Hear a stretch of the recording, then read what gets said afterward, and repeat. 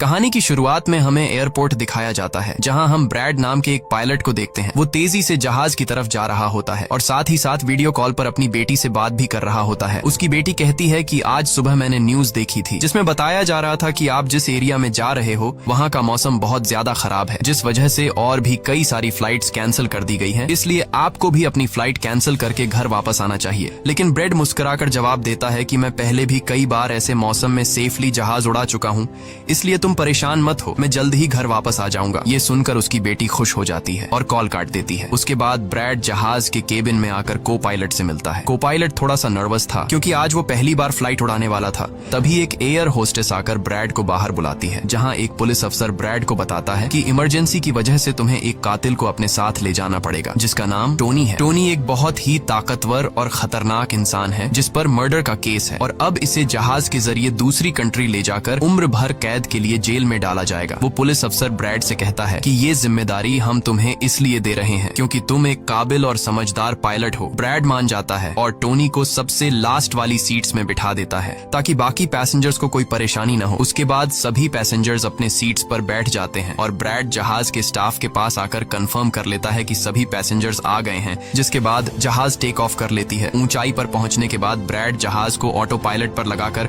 को पायलट के साथ अपनी फैमिली के बारे में बातें करने लगता है।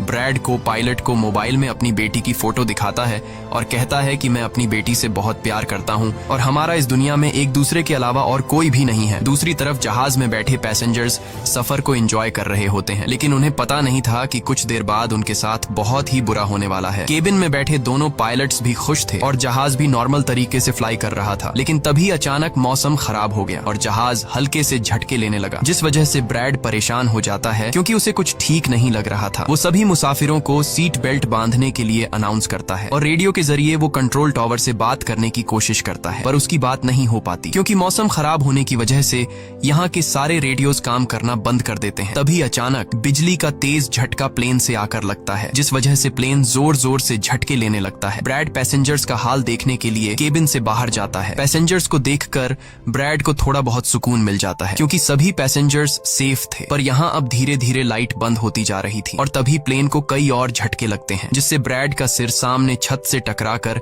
नीचे गिर जाता है और उसके माथे पर चोट लग जाती है। इस सूरत हाल को देखते हुए सभी पैसेंजर्स की हालत खराब होने लगी थी। ब्रैड जल्दी से वापस केबिन में आकर अपने साथी के साथ मिलकर प्लेन को संभालने में लग जाता है। ये उनके लिए काफी मुश्किल टाइम था। मौसम खराब होने की वजह से उन्हें आगे कुछ भी नहीं दिखाई दे रहा था। ब्रैड कहता है कि हमें प्लेन को नीचे लाना होगा क्योंकि अगर प्लेन को एक और झटका लगा तो प्लेन तबाह हो सकता है। ये लोग फौरन जहाज का अल्टीट्यूड कम करने लगते हैं और जहाज तेजी से नीचे की तरफ जाने लगता है। जहाज के अंदर मौजूद पैसेंजर्स काफी ज्यादा डरे हुए थे। तभी क्रिमिनल टोनी के साथ जो पुलिस अफसर आया होता है, उसके हाथ से मोबाइल छूट जाता है। वो अपने मोबाइल फोन को उठाने के लिए अपना सीट बेल्ट खोल लेता है, जिसकी मदद करने के लिए एक एयर होस्टेस भी अपना सीट बेल्ट खोलकर आगे आती है।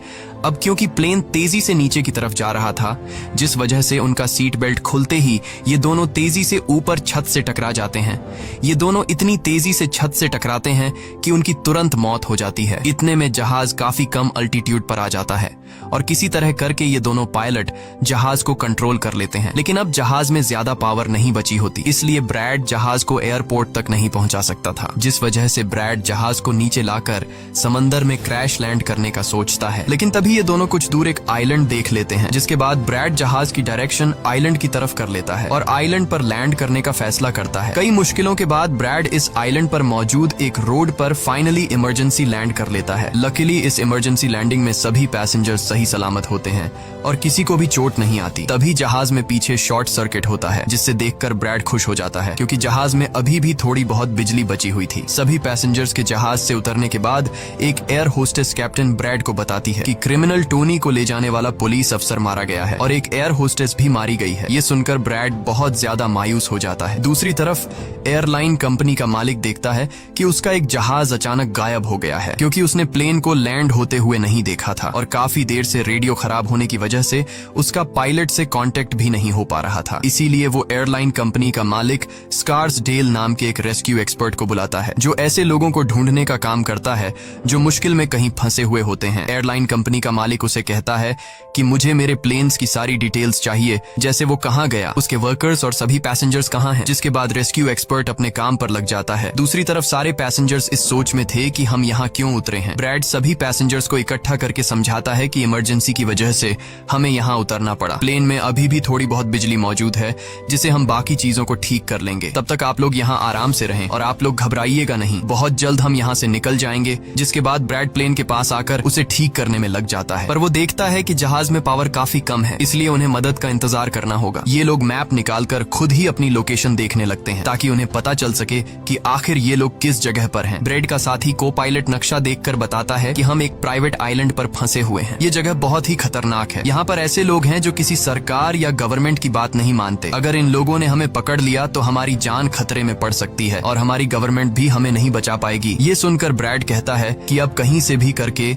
हमें अपनी रेस्क्यू टीम को यहाँ पर बुलाना ही होगा ताकि वो आकर हम सबको बचा ले, क्योंकि यही एक रास्ता है यहाँ से निकलने का। जिसके बाद ये दोनों मदद बुलाने के लिए रेडियो ठीक करने लगते हैं, लेकिन आसमानी बिजली के टकराने से रेडियो बिल्कुल खराब हो चुका था। अब ब्रैड सभी पैसेंजर्स के पास आकर उन्हें बताता है कि किसी खराबी की वजह से रेडियो काम नहीं कर रहा, लेकिन आप सब परेशान मत हो। ब्रैड उन्हें तसल्ली देता है कि हम आइलैंड के दूसरी साइड पर जाकर रेडियो को ढूंढेंगे और कंट्रोल टावर को अपनी लोकेशन बताकर रेस्क्यू टीम को यहाँ पर भेजने के लिए कहेंगे, जो आकर आप सब लोगों को बचा लेंगे। और यहाँ ब्रैड एक बहुत बड़ा कदम उठाता है। वो कहता है कि मेरे साथ टोनी जाएगा। ये कहकर वो टोनी की हथकड़ी खोल देता है। यहाँ ब्रैड जहाज के कोपायलट से कहता है कि तुम जहाज की पावर को रिपेयर करने के काम पर लग जाओ। मैं जल्द ही किसी भी कॉन्टैक्ट के जरिए रेस्क्यू टीम को यहाँ तक लाने की कोशिश करूंगा। जिसके बाद टोनी और ब्रैड रेडियो ढूंढने के लिए जंगल की तरफ निकल पड़ते हैं। रास्ते में टोनी ब्रैड को उस पर भरोसा करने के लिए थैंक्स कहता है। अब हम इस आइलैंड पर रहने वाले आतंकवादी ग्रुप को देखते हैं, जिनके पास एक आदमी दौड़ कर आता है और वो आदमी उस ग्रुप के लीडर को बताता है कि यहाँ आइलैंड पर एक प्लेन आकर रुका है इमरजेंसी की वजह से और उसके अंदर बहुत सारे लोग हैं जो अलग अलग कंट्रीज से हैं। ये सुनकर ग्रुप का लीडर उस आदमी को कुछ पैसे देता है और ग्रुप का लीडर अपनी टीम से तैयार होने को कहता है। आइलैंड के जंगल में ब्रैड और टोनी आगे बढ़ रहे होते हैं। टोनी ब्रैड से पूछता है कि तुमने मुझे आजाद क्यों किया और अब मुझे कहाँ लेकर जा रहे हो। तब ब्रैड उसे कहता है क्योंकि मैं तुम्हारी वजह से सबको खतरे में नहीं डाल सकता और यहाँ एक खतरनाक आतंकवादी ग्रुप है जिसका मेरे साथ मिलकर तुम्हें सामना करना है। तब टोनी ब्रैड से कहता है कि मैं एक मिलिट्री बैकग्राउंड से हूँ और मैं यूएस मिलिट्री में कई साल ड्यूटी कर चुका हूँ। कुछ ही देर में पीछे से टोनी की आवाज आनी बंद हो जाती है। जब ब्रैड पीछे मुड़कर देखता है तो टोनी वहाँ नहीं था। वो ब्रैड से अपनी जान छुड़ाकर भाग चुका था और अब ब्रैड अकेले ही जंगल में आगे निकल पड़ता है। जंगल में आगे बढ़ते हुए ब्रैड एक खाली पड़ी फैक्ट्री में जाता है जहाँ वो एक टेलीफोन को ढूंढ लेता है, लेकिन वो पुराने जमाने का टेलीफोन खराब पड़ा हुआ था। जिसके बाद ब्रैड साइड पर लगे उस टेलीफोन के तार जोड़ने लगता है और टेलीफोन काम करने लग जाता है। ब्रैड जल्दी से कंपनी के हेल्पलाइन पर कॉल करता है। ब्रैड हेल्पलाइन को अपनी लोकेशन और सब कुछ बता देता है, लेकिन लाइन में कोई गड़बड़ी होने की वजह से सामने वाले इंसान तक उसकी आवाज ठीक से नहीं पहुंच रही होती, जिस वजह से हेल्पलाइन वाले ब्रैड की कॉल काट लेते हैं। तब ब्रैड को एक आइडिया आता है। वो अपनी बेटी को कॉल करता है और उसे अपनी लोकेशन और बाकी सारी चीजें एक पेपर पर लिखकर उसके ऑफिस तक पहुंचाने को कहता है। तभी बातचीत के दौरान पीछे से एक आदमी आकर ब्रैड पर हमला कर देता है, लेकिन ब्रैड उसे काफी मुश्किल से काबू कर लेता है और उस आदमी को मार मार कर बेहोश कर देता है। तभी ब्रैड को महसूस होता है कि एक और आदमी इस कमरे में आ रहा है, इसीलिए जल्दी से वो छिप जाता है। पर वो आदमी कोई और नहीं बल्कि टोनी था, जिसने बहुत सारे गुंडों को मारकर उनके हथियार ले लिए थे। और वो ब्रैड को आवाज देता है कि डरो मत, बाहर निकलो। फिर जब ब्रैड सामने आता है तो टोनी ब्रैड को एक बंदूक पकड़ा देता है उसकी हिफाजत के लिए। उसके बाद ये दोनों जब फैक्ट्री के नीचे वाले फ्लोर में आते हैं तो यहाँ उन्हें एक कैमरा मिलता है, कैमरा की रिकॉर्डिंग और वहाँ पड़े पासपोर्ट से इन्हें पता चलता है कि इस आइलैंड पर रहने वाले आतंकवादी लोगों को किडनैप करके उनकी फैमिली से काफी बड़ी रकम की डिमांड करते हैं। और जब किडनैप किए हुए बंदे की फैमिली की तरफ से उन्हें पैसे मिल भी जाते हैं तब भी ये लोग उसे छोड़ने के बजाय मार देते हैं। ये देखकर ब्रैड समझ जाता है कि हमारे पैसेंजर्स भी खतरे में हैं। जिसके बाद ये दोनों बाहर निकलते हैं और सामने उन्हें एक गाड़ी दिखाई देती है। ये गाड़ी उस आतंकवादी की थी जो कुछ देर पहले ब्रैड के हाथों मारा गया। अब ये दोनों बाहर खड़ी गाड़ी में बैठ जाते हैं और अपने पैसेंजर्स की तरफ जाने लगते हैं। उधर सभी पैसेंजर्स ब्रेड के इंतजार में बैठे हुए होते हैं कि ब्रेड जल्द ही उनके लिए मदद लेकर आ जाएगा। तभी उन्हें किसी गाड़ी की आवाज आती है। गाड़ी की आवाज सुनकर ये लोग खुश हो जाते हैं और ये लोग समझते हैं कि ब्रैड उनके लिए रेस्क्यू टीम बुला लिया है। लेकिन ये रेस्क्यू टीम नहीं बल्कि इस आइलैंड पर रहने वाले आतंकवादी थे। वो लोग गोलियां चलाकर सभी पैसेंजर्स को डराने लगते हैं। उन गोलियों की आवाज ब्रैड और टोनी ने भी सुन ली थी, जिसके बाद ये लोग कार की स्पीड बढ़ाकर जल्दी से प्लेन तक पहुंचने की कोशिश करते हैं। आतंकवादी ग्रुप का लीडर एयर होस्टेस से सभी यात्रियों की लिस्ट मांगता है। डर के मारे जल्दी से एयर होस्टेस उसे लिस्ट ला कर दे देती है। फिर गैंग का एक आदमी को पायलट से पूछता है कि तुम्हारा सीनियर पायलट कहाँ पर है, जिस पर को पायलट बताता है कि किसी काम से वो जंगल में गया था पर अभी तक वापस नहीं आया। तभी वहाँ पर ब्रैड और टोनी भी पहुंच जाते हैं, लेकिन ये दोनों चुपके से दूर से इन लोगों को देख रहे होते हैं। इसी दौरान एक औरत वहाँ से भागने की कोशिश करती है पर वो लोग गोली चलाकर उसे मार देते हैं। ये देखकर ब्रैड उनकी मदद करने के लिए जाता है पर टोनी उसे रोक लेता है और टोनी कहता है कि तुम शांत रहो, अभी जाना ठीक नहीं। गैंग का लीडर सभी पैसेंजर्स को एक बस में बैठा लेता है और गैंग का लीडर अपने दो साथियों को वहीं छोड़कर उनसे कहता है कि जाओ, जहाज के अंदर जो भी कीमती सामान है उसे ले आओ। जिसके बाद ये लोग सभी पैसेंजर्स को अपने अड्डे पर ले जाने लगते हैं। गैंग के जाने के बाद ब्रेड टोनी पर गुस्सा करने लगता है कि वो लोग हमारे पैसेंजर्स को ले गए और तुमने मुझे जाने ही नहीं दिया। जिस पर टोनी उसे समझाता है कि वो लोग काफी ज्यादा थे, अगर तुम चले भी जाते तो इतनी बड़ी आर्मी से अकेले नहीं लड़ पाते। अब ये दोनों प्लेन की तरफ बढ़ने लगते हैं और उन दोनों गुंडों को पकड़ लेते हैं जो प्लेन से कीमती सामान चुरा रहे थे। ब्रेड गन पॉइंट पर उनसे पूछता है कि तुम्हारा लीडर पैसेंजर्स को कहाँ पर लेकर गया होगा, जिस पर वो बताता है कि यहाँ से कुछ दूर हमारा एक अड्डा है और वो सब वहीं गए होंगे। दूसरी तरफ ब्रेड की बेटी रेस्क्यू एक्सपर्ट के पास ब्रेड का लिखवाया हुआ पेपर दे देती है, जिस पर प्लेन का लोकेशन और सारी जानकारी लिखी गई होती है। रेस्क्यू एक्सपर्ट सैटेलाइट की मदद से प्लेन की लोकेशन का पता लगा लेता है। उन्हें पता चल जाता है कि प्लेन एक आइलैंड पर फंसा हुआ है और उन्हें ये भी पता चल जाता है कि इस आइलैंड पर एक खतरनाक आतंकवादी ग्रुप है। इसके बाद वो रेस्क्यू ऑफिसर अपनी एक प्राइवेट आर्मी के कैप्टन को कॉल करता है और उसे ये सारी सिचुएशन समझाकर उस आइलैंड पर जाने को कहता है। प्राइवेट आर्मी का कैप्टन मान जाता है और अपने साथियों के साथ एक पैसों का भरा हुआ बैग और कई सारे वेपन्स के बैग गाड़ी में लोड करके उस आइलैंड पर जाने के लिए रेडी हो जाते हैं। दूसरी तरफ ब्रेड देखता है कि उन आतंकवादियों के ले जाने से पहले जहाज के को पायलट ने जहाज का पावर सिस्टम रिपेयर कर लिया था और ब्रेड देखता है कि जहाज में पावर वापस आ गई है, जिसे देखकर वो बहुत खुश हो जाता है। अब ब्रेड आने वाले प्राइवेट आर्मी टीम के लिए अपनी यूनिफॉर्म पर एक मैसेज लिखकर छोड़ देता है और टोनी के साथ उस जगह पर निकल पड़ता है जहां गैंग वाले प्लेन के सभी पैसेंजर्स ले गए थे। जंगल के रास्ते से होते हुए ये दोनों उन आतंकवादियों के अड्डे पर पहुंच जाते हैं और ये दोनों गाड़ी से निकलकर चुपके से उस जगह में घुस जाते हैं जहां वो सारे गुंडे पैसेंजर्स को डराकर उनकी वीडियोस बना रहे थे ताकि ये वीडियोस इनकी फैमिली को भेजकर उनसे पैसे वसूल सकें। दूसरी तरफ रेस्क्यू एक्सपर्ट की तरफ से भेजी गई प्राइवेट टीम भी प्लेन के पास पहुंच जाती है, पर उन्हें वहां जब कोई नहीं मिलता तो टीम का लीडर प्लेन के अंदर जाकर चेक करता है जहां उन्हें दो लोगों की लाशें मिलती हैं। ये वो दो लोग थे जिन्हें गैंग के लीडर ने प्लेन में से सारा कीमती सामान चुराने का कहा था, लेकिन ब्रेड ने उन दोनों को मार दिया। प्राइवेट टीम के कैप्टन को ब्रेड का छोड़ा हुआ मैसेज भी मिलता है जो उस आतंकवादी गैंग के अड्डे तक आने का रास्ता था। आतंकवादियों के अड्डे पर टोनी और ब्रेड चुपके से उन पर नजर रखे हुए थे और जैसे ही उन्हें मौका मिलता है ये दोनों चुपके से पीछे से आकर दो आतंकवादियों को मार देते हैं। फिर ये दोनों चुपके से आगे बढ़ते हैं और एक कमरे के बाहर जा पहुंचते हैं। इस कमरे के अंदर सभी पैसेंजर्स को कैद करके रखा गया था। अब ब्रेड इन लोगों को छुड़ाना तो चाहता था, पर वहाँ बहुत सारे गार्ड्स पहरा दे रहे थे और ब्रेड के पास दरवाजे का ताला खोलने की चाबी भी नहीं थी। इसके बाद ये दोनों एक एक करके उन गार्ड्स को मार गिराते हैं और टोनी तो हथौड़ा उठाकर कई सारे गार्ड्स को हथौड़े से मार देता है। यहाँ ब्रेड एक गार्ड से चाबी लेकर उन पैसेंजर्स को कमरे से आजाद कर देता है। वो उनसे कहता है कि जल्दी से उसी बस में बैठ जाओ जिसमें तुम सबको आतंकवादियों ने यहाँ लाया था, और वो सभी जल्दी से उस बस में जाकर बैठ जाते हैं। तभी टोनी ब्रेड के पास आकर बताता है कि यहाँ से गाड़ी के जरिए बाहर निकलने का सिर्फ एक ही रास्ता है, मगर वहाँ कई सारे गुंडे बंदूक लिए खड़े हैं जो हमें देखते ही हम पर गोलियां बरसाना शुरू कर देंगे। जब ब्रेड पैसेंजर्स की तरफ देखता है तो वो सभी बहुत ज्यादा डरे हुए होते हैं। अब यहाँ ब्रेड अपनी जान को खतरे में डालते हुए एक फैसला करता है और टोनी से कहता है कि मैं वहाँ पर मौजूद सभी आतंकवादियों का ध्यान भटकाऊंगा और तुम मौके का फायदा उठाते हुए सभी पैसेंजर्स को यहाँ से ले जाना। अब पहले तो टोनी ब्रेड को ऐसा करने से मना करता है।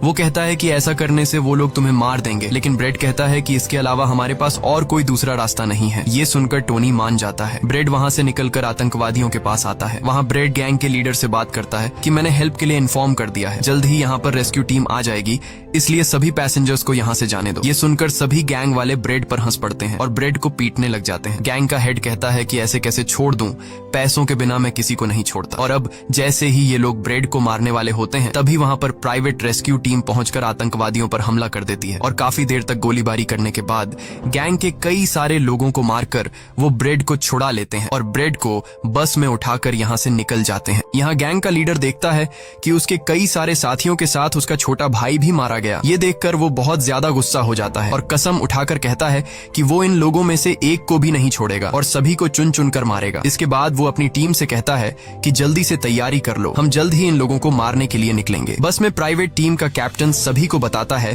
कि हम बस 5 लोगों की छोटी सी एक प्राइवेट टीम है जो बस तुम्हें यहाँ बचाने के मिशन पर आए हैं और हम कोई रेस्क्यू टीम नहीं है। रेस्क्यू टीम को यहाँ आने में कुछ टाइम और लगेगा। ये सुनकर ब्रेड घबरा जाता है और कहता है कि हमारे पास टाइम नहीं है क्योंकि गैंग वाले जल्द ही हमारे पीछे आएंगे और हमें देखते ही मार डालेंगे। पर मेरे पास एक आइडिया है। जहाज के पास पहुँचते ही ब्रेड सभी पैसेंजर्स से कहता है कि जहाज में पावर वापस आ चुकी है, यानी अब जहाज स्टार्ट हो जाएगा और हम लोग फौरन यहाँ से निकल जाएंगे। इसलिए आप सब लोग जल्दी से जहाज में बैठ जाओ क्योंकि हम रेस्क्यू टीम का इंतजार नहीं कर सकते। उन्हें यहाँ आने में वक्त लगेगा और अगर हम यहाँ रुके तो उन आतंकवादियों के हाथों मारे जाएंगे। ये सुनकर सारे लोग प्लेन में बैठ जाते हैं जबकि ब्रेड प्लेन की तमाम चेकिंग करने में लग जाता है और प्राइवेट टीम के लोग पहले से आने वाले खतरे के लिए तैयार बैठ जाते हैं। तभी अचानक वो आतंकवादी ग्रुप आकर उन पर हमला कर देता है, जिन्हें देखकर प्राइवेट टीम उन्हें रोकने में लग जाती है और यहाँ दोनों तरफ से काफी गोलीबारी होती है। पर इस प्राइवेट टीम के पास काफी अच्छी गन्स थी, जिस वजह से वो बहुत सारे गुंडों को मार देते हैं। ब्रेड जल्दी से प्राइवेट टीम के लीडर को बताता है कि मैं अगले 5 मिनट बाद जहाज को स्टार्ट करने वाला हूँ और तुम सब भी जल्दी से जहाज में चढ़ जाना। इसके बाद ब्रेड टोनी के पास जाता है और उसका शुक्रिया अदा करता है कि तुमने मेरे इतने मुश्किल वक्त में साथ दिया। ब्रेड खुद को गोलियों से बचाते हुए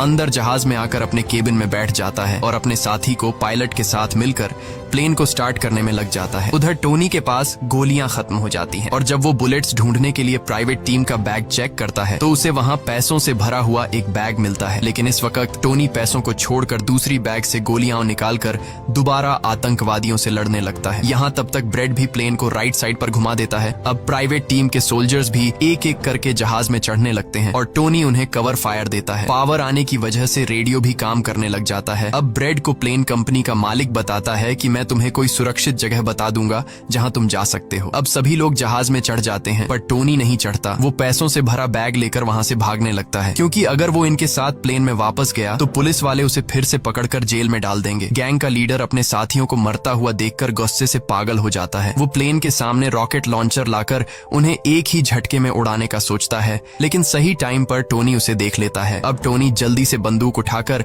उसे शूट करके मार देता है और सभी लोगों की जान बचा लेता है। ये देखकर ब्रेड टोनी के इस काम से बहुत खुश हो जाता है और ब्रेड अपनी पूरी ताकत लगाकर प्लेन उड़ाने में कामयाब हो ही जाता है। ये देखकर टोनी सभी पैसेंजर्स और ब्रेड के लिए खुश होता है और पैसों का भरा हुआ बैग लेकर जंगल की तरफ भाग जाता है। ब्रेड जहाज को इस आइलैंड से दूर ले जाता है और जहाज का मालिक उसे एक एयरपोर्ट के बारे में बताता है जहां ये लोग जा सकते थे, जो अब इनके काफी करीब था। ब्रेड एयरलाइन कंपनी के मालिक की बताई हुई जगह की तरफ जहाज को ले जाता है, लेकिन तभी एक बार फिर जहाज के इंजन में आग लग जाती है और जहाज तबाह होने लगता है। इसलिए ब्रेड दोबारा से इमरजेंसी वार्निंग ऑन करता है और धीरे धीरे जहाज को नीचे रनवे पर लाने की कोशिश करता है। फाइनली बड़ी मुश्किल के बाद ब्रेड जहाज को रनवे पर उतार देता है और सब लोगों की जान बच जाती है। ब्रेड और उसका साथी को पायलट काफी खुश हो जाते हैं। उधर प्लेन कंपनी का मालिक और उसकी टीम भी बेहद खुश थी। अब ब्रेड पैसेंजर्स का हाल देखने के लिए पीछे जाता है तो वो देखता है कि सभी पैसेंजर्स सेफ हैं और ये देखकर उसके दिल को सुकून मिल जाता है। वहाँ खड़े सभी पैसेंजर्स ब्रेड के लिए तालियां बजाने लगते हैं और ब्रेड का शुक्रिया अदा करते हैं। कुछ ही देर में वहाँ उनके लिए रेस्क्यू टीम भी आ जाती है, जिसे देखकर सभी पैसेंजर्स खुश हो जाते हैं। यहाँ ब्रेड सभी पैसेंजर्स को रेस्क्यू टीम के साथ भेज देता है और कैप्टन फाइनली सुकून की सांस लेते हुए